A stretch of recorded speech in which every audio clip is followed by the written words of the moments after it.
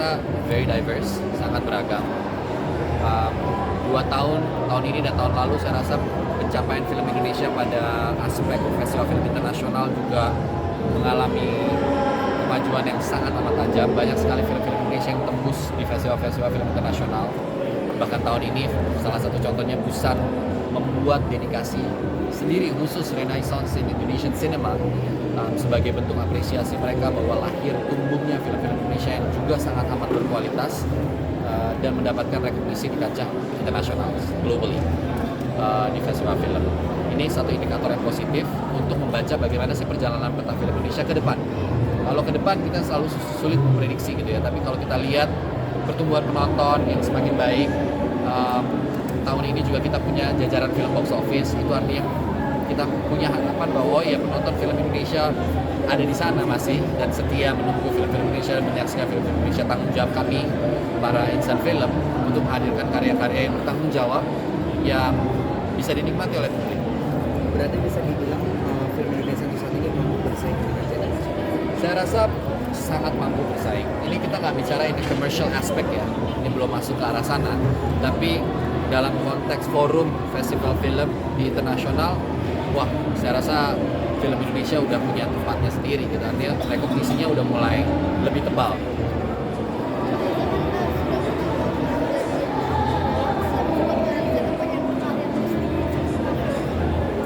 Kalau itu sederhana banget jawabannya, cinta aja sama profesi ini. Saya cinta dengan pekerjaan saya mencintai pekerjaan saya, dan itu yang membuat saya terus tumbuh, berkembang, dan terus mau belajar hal-hal baru. Jadi buat saya ya nggak ada berhentinya sih kalau ngomongin belajar ya. Jadi saya selalu menemukan hal-hal baru yang harus saya pelajari, dan semakin banyak yang saya pelajari semakin saya baru sadar bahwa saya kayaknya nggak tahu sebanyak itu deh. Ada nggak sih pengen banget Indonesia lain? Tahun ini specifically adalah menyelesaikan tanggung jawab saya, tugas saya sebagai ketua umum Festival Film Indonesia. Itu adalah tugas yang saya rasa ingin saya selesaikan dengan baik. Saya ingin tutup Festival Film Indonesia di tahun ini dengan sebaik-baiknya, dan mudah-mudahan itu bisa dilakukan. Biasa cara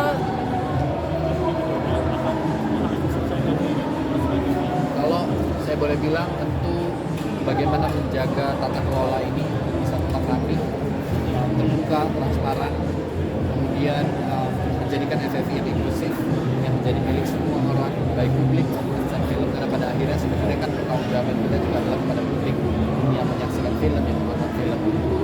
Dan FFI betul-betul bisa menjaga koridor di mana siapapun yang ada di dalamnya netral, tidak ada keberpihakan pada kelompok tertentu atau kelompok itu. Jadi FFI yang bersahabat, FFI yang bermartabat.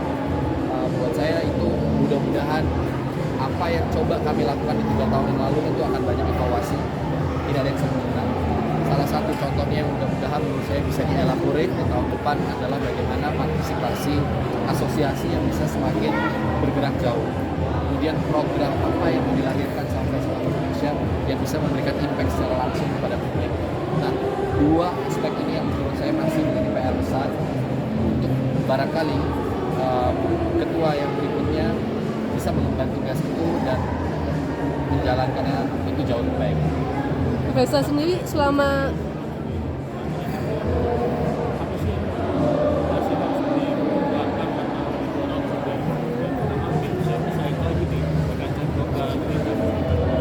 Kalau kita ngomongin kancah global ini kan banyak, ada 2 aspek ya. Kita ngomongin global as a film dalam forum film internasional, festival film internasional, dan forum distribusi. Itu kan 2 hal berbeda.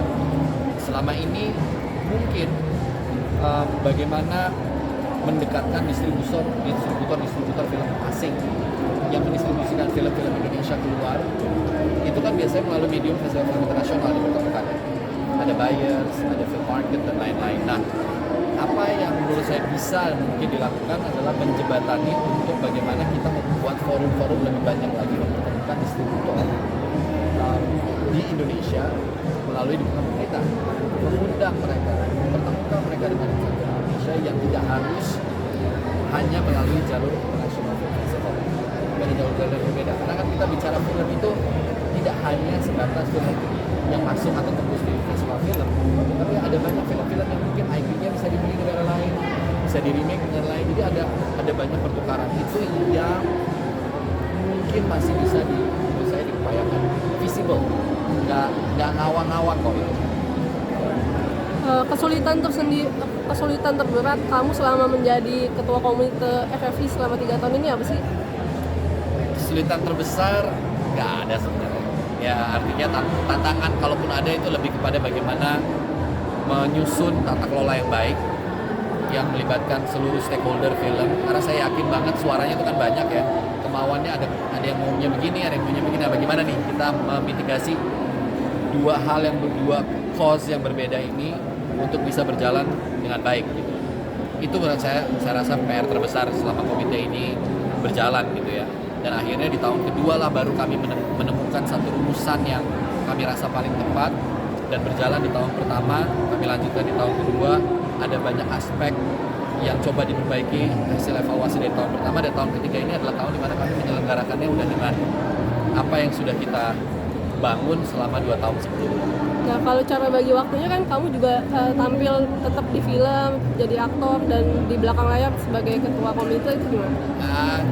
Nggak repot, karena kalau film paling saya juga nggak ngambil sebanyak itu film ya gitu, jadi cukup membatasi juga sehingga ada waktu yang cukup banyak sebenarnya untuk fokus kepada, dan memang saya dedicate 3 tahun ini untuk sedikit membatasi karena saya mau fokus juga untuk mengerjakan Festival Film Indonesia bersama tim.